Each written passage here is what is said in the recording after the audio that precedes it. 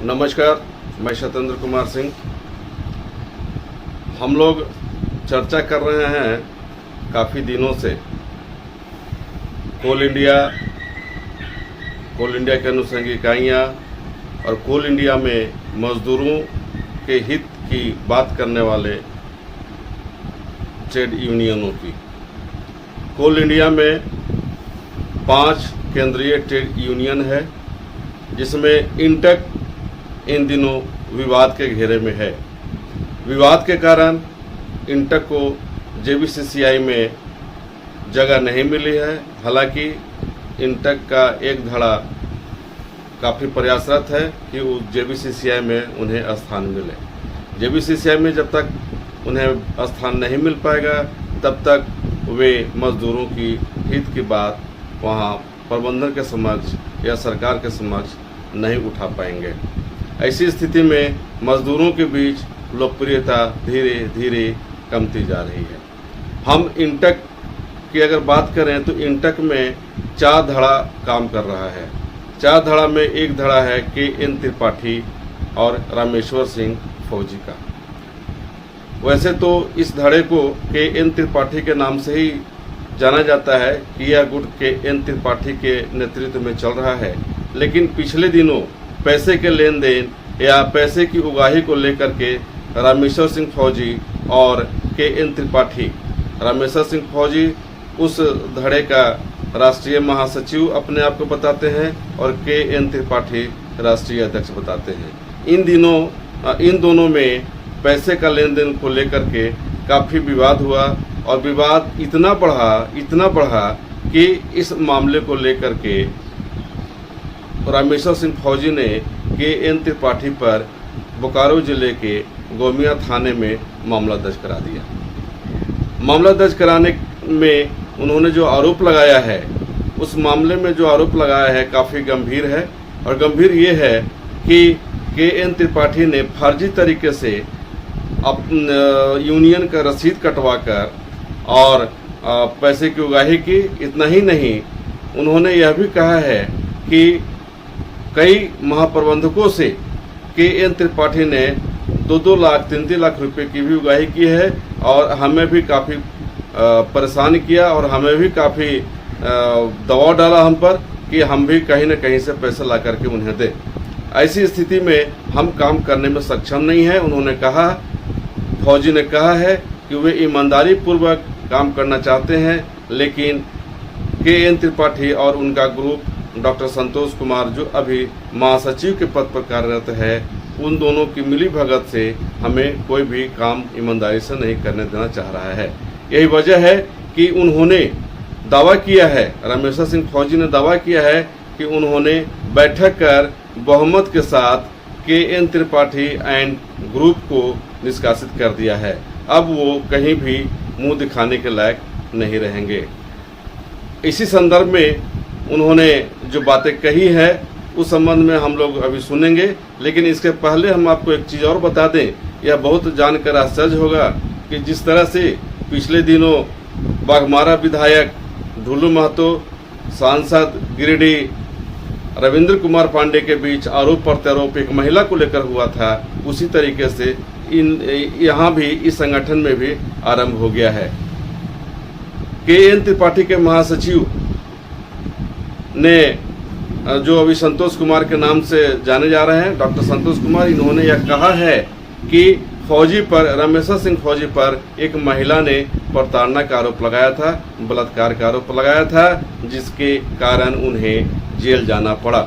उस दौरान ही हम लोगों ने उनका स्थान, जब महासचिव वो थे तो इसीलिए उनके स्थान पर मैं आया, और जब वो जेल से बाहर आए तो हमने उनको ऑफर किया कि आप लीजिए, महासचिव का पद संभालिए।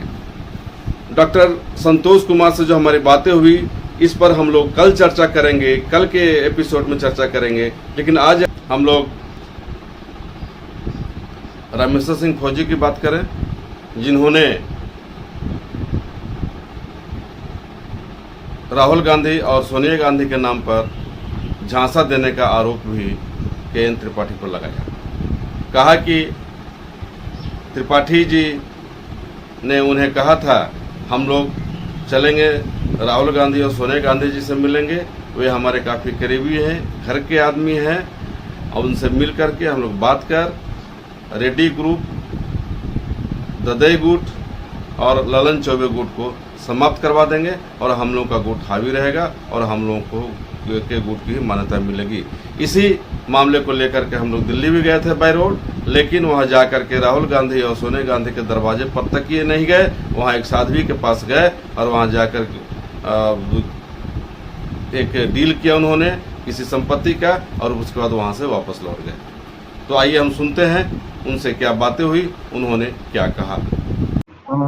जैसे उनको बनाए थे हम, उनको मैंने ही बनाया था, ये राष्ट्रीय अध्यक्ष बनाए थे 27/5/2020 को। ठीक है। उसके बाद उन्होंने क्या किया कि मेरे बिना नॉलेज में दिए हुए जानकारी का गढ़वा और डाल्टनगंज से सिविलियन को बुला के, जिसमें एक भी मजदूर नहीं थे, एक मीटिंग करवा दिया RCMS का। अच्छा। और केंद्रीय कमेटी का चुनाव करवा लिया। हाँ, केंद्रीय कमेटी के चुनाव करा के और इन्होंने रजिस्ट्रार ट्रेड यूनियन को दे दिया। अच्छा। हाँ, जब हमको मालूम हुआ इन्होंने रजिस्ट्रेशन के लिए दे दिया है, और मेरे जगह पर मैंने पूरी कमेटी, महामंत्री से पूरी कमेटी विदाउट केंद्रीय कमेटी के पूछे हुए अपने ढंग से कमेटी बना लिए, जिसमें CCL के एम्प्लॉय नाम मात्र का था ही नहीं। अच्छा। सभी बाहरी का। हाँ, और इन्होंने फॉल्स मेंबरशिप काटा। अच्छा। हाँ, मैंने कोलवरी का नाम दे दिया, फॉल्स वो के नाम से इन्होंने मेंबरशिप काटा। जब उसका हम तहकीकात किए तो 139 फॉल्स मेंबरशिप, जैसे हम आपके नाम पर दिए CCL के, लेकिन आप CCL से कोई मतलब नहीं। तो 139 मेंबरशिप पकड़ा गया। तो उसका हम ये कटा था गोमो थाना क्षेत्र में, स्वांग कोलोरी में, गोमिया थाना में। तो वहाँ हम FIR किए 9 तारीख को। अच्छा। हाँ, FIR करने के बाद इन खिलाफ जितना तथ्य था, जैसे मुझे भी बहुत प्रताड़ित किए। इन्होंने कहा कि मैंने 35 लाख रुपए खर्च कर दिए हैं इंटर के अधिवेशन में 16-17 दिसंबर 2020 को। GM लोग से 1 लाख रुपया मांग के लाइए, या मजदूरों से कलेक्शन करके कहीं से भी आप 15 लाख रुपया ला करके दीजिए। अच्छा। तो हम लोग मजदूर नेता हैं, ऑनेस्ट है, हम लोग के पास पैसे कहाँ से आएंगे? उतना संभव नहीं है। हम ऑनेस्ट नेता, हम लोग 5 रुपया किसी से आज तक लिए नहीं जीवन में। हाँ, तो वो सभी नेताओं को धमकाना शुरू कर दिए, पैसा लाइए, कहीं से भी लाइए। दूसरा, इन्होंने कहा कि ये सत्यानंद भोक्ता को यूनियन का राष्ट्रीय कॉलोनी में उनसे रजिस्ट्रेशन कराने में मैंने 10 लाख रुपया दिया है। अच्छा। और 2 लाख रुपया रजिस्ट्रेशन को। हाँ, ये पैसा हमारे नेताओं को मुझे कहा गया पब्लिकली, सार्वजनिक रूप से, कि 12 लाख रुपया कहीं से व्यवस्था करके लाइए। तो जो भी मेरे लक्ष्य जुड़े हुए हैं, मेरी जो लड़ाई है भ्रष्टाचार के खिलाफ है, जो भी हमारे साथ जुड़े हुए हैं ईमानदार नेता हैं, तो एक ईमानदार नेता 12 लाख चाहे 15 लाख कहाँ से लाएगा? सही बात है।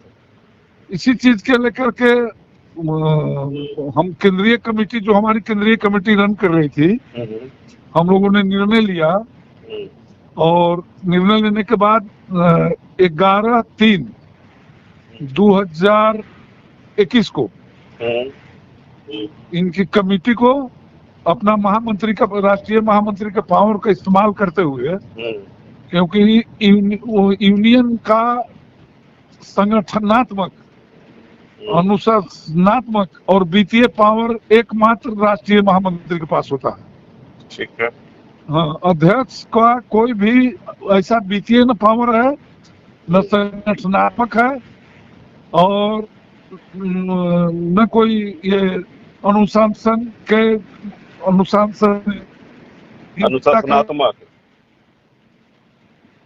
हाँ सत्येंद्र भाई, तो हाँ अपना जो पावर संवैधानिक है हमारे ट्रेड यूनियन का, राष्ट्रीय महामंत्री का, उसका इस्तेमाल करते हुए और राष्ट्रीय कार्यकारिणी से हाँ समर्थ मैंने प्रस्ताव पार कर सर्वसम्मति से केएन त्रिपाठी द्वारा बनाई गई कमेटी और उनके द्वारा मनोनीत जो भी नेता थे सभी को निलंबित नहीं, चाहे निष्कासित नहीं, हमेशा हमेशा के लिए बर्खास्त कर दिया गया, जिसकी सूचना ट्रेड यूनियन रजिस्ट्रार, झारखंड सरकार एवं श्रम नियोजन सचिव भारत सरकार सहित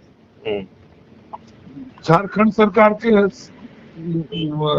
वो डीजीपी, मुख्य सचिव से कोल इंडिया चेयरमैन ऑल सीएमडी को 11 तारीख को ही दे दी गई। 11 को 11/3 दे दी गई थी।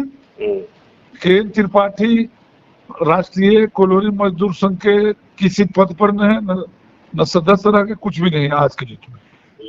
तो क्या मतलब अध्यक्ष का पावर होता है कमेटी डिसॉल्व करने का कि महामंत्री को होता है? जी नहीं, अध्यक्ष जब मीटिंग होती है जनरल काउंसिल की, हाँ, तो अध्यक्ष ये कह सकता है कि राष्ट्रीय महामंत्री जो के वजह से यूनियन पर आ जा रहा है, तो 2/3 बहुमत से ही राष्ट्रीय महामंत्री को हटाया जाता है।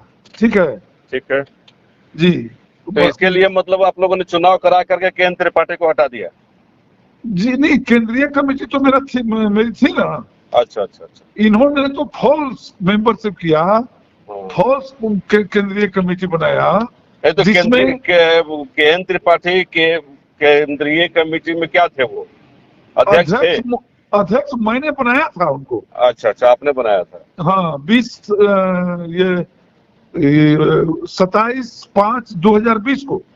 तो क्या मतलब मीटिंग करके आपने बनाया था या फिर ऐसे ही? हाँ, केंद्रीय कमेटी के मीटिंग में केंद्रीय कमेटी की कार्यकारिणी की बैठक बुला करके जी, हाँ, और सबसे सहमति लेने के बाद उनको मैं बनाया था 27/5 को। अच्छा अच्छा। हाँ, बनने के बाद और इन्होंने क्या किया कि केंद्रीय कमेटी ये 27/5/2020 को बने। अच्छा। और जो फॉर्जरी रसीद इन्होंने कटवाया, हाँ, जनवरी-फरवरी 2020 का। ठीक है। जब ये 27/5/2020 को अध्यक्ष बने, हाँ, तो उसके बाद रसीद कटवाते। लेकिन यूनियन में आने के 5 महीना पहले से ही रसीद कटवा के रखे थे। अच्छा। पहले से, ये 5 महीना पहले से षड्यंत्र करके और हमको अंधेरे में रखे। इन्होंने कहा कि राहुल गांधी और सोनिया गांधी से मेरे पारिवारिक संबंध है और मैं डायरेक्ट हूँ वहां से। ठीक है। मैं राहुल और सोनिया से मिलकर और ददई गुट और राजेंद्र गुट और ललन चौबे गुट को मैं खत्म करवा दूंगा। और हम मुझे आश्वासन दिए कि आप ही का यूनियन केवल राष्ट्रीय कोलोनी मजदूर संघ रह जाएगा। अच्छा अच्छा जी। और जब हम 27/5 को बनाए तो हमको 4/6 को ले गए दिल्ली, रोड के रास्ते। ठीक है। हाँ, रोड के रास्ते, बाई रोड हम लोग गए।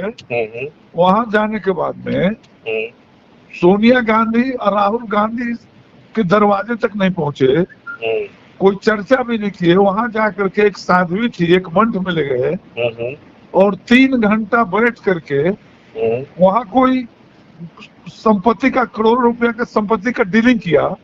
अच्छा। यूनियन के बारे में कहीं कोई चर्चा किसी से नहीं किया। मैंने हमको झांसा दे करके सोनिया गांधी और राहुल गांधी के घर के आदमी होकर के, हाँ, ये कह के कि उनका मैं क्लोज हूँ, और इन्होंने मुझे बेवकूफ बनाया, जबकि इनका 5 महीना पहले से षड्यंत्र था। अगर षड्यंत्र नहीं होता तो जनवरी-फरवरी के डेट में जो रसीद पकड़ी गई 139, इन्होंने जनवरी-फरवरी 2020 के डेट में रसीद काट के रखा था। अच्छा। जिसका FIR गोमिया थाना में किया हूँ, वो साबुत मेरे पास है। और वो रसीद ट्रेड यूनियन रजिस्ट्रार रांची को भी जमा कर दी गई है और कागजी कार्रवाई पूरी कर दी गई है। और आज के डेट में तो बर्खास्तगी के बाद अब आरसी में इसके नाम भी नहीं लेते हैं, अन्य कहीं पूरे कोयला उद्योग में चर्चा है। अच्छा। हाँ, इनका चर्चा खत्म हो गया मजदूरों के बीच में। हमारी जो राष्ट्रीय कोयला मजदूर संघ का संविधान है उसमें कोई भी कमेटी 80-20 से बनता है। अच्छा अच्छा। 80-20 माने 100 कमेटी बनेगी, 80 मजदूर, और उसमें 20 बाहरी हो सकते हैं। 50 कमेटी बनेगी, 40 मजदूर, चाहे लूल्हा हो, लंगड़ा हो, अधरा हो, और 10 बाहर। लेकिन इन्होंने 100% जो है ना मजदूरों को बाईपास करके अपने लोगों को गढ़वा और डाल्टनगंज से ले आकर के एक फैक्ट मीटिंग किया, और वीडियो कॉन्फ्रेंसिंग के चलते के थ्रू इसमें उन्होंने रजिस्ट्रार का गलत न्यूज दिया कि हम आरसीएमएस का मीटिंग बुलाए हैं, जबकि उसमें कोई एक भी सिंगल भी कोयला मजदूर ये कोयलवरी के कोयलांचल के लोगों को पार्टिसिपेशन नहीं था। जी, मैंने पूरा बुड़बक बनाया आपको। बुड़बक बनाया तो उसका तो आज फल भोग रहे हैं। आज न घर के रहे न घाट के रहे, बदनामी हुई। यहाँ से सोनिया जी को लिखे हम, ये कांग्रेस अध्यक्ष को लिखे, आरपीएन सिंह हैं, उनको हर एक जगह इनका काले कारनामे की चिट्ठी दे दी गई है 8 पन्ने की। अगर आप हमारा चैनल देख रहे हैं तो प्लीज इस चैनल को लाइक, शेयर और सब्सक्राइब जरूर करें, ताकि हम आपको देश विदेश तक की खबरों से अपडेट रख सकें। स्वदेश वाणी।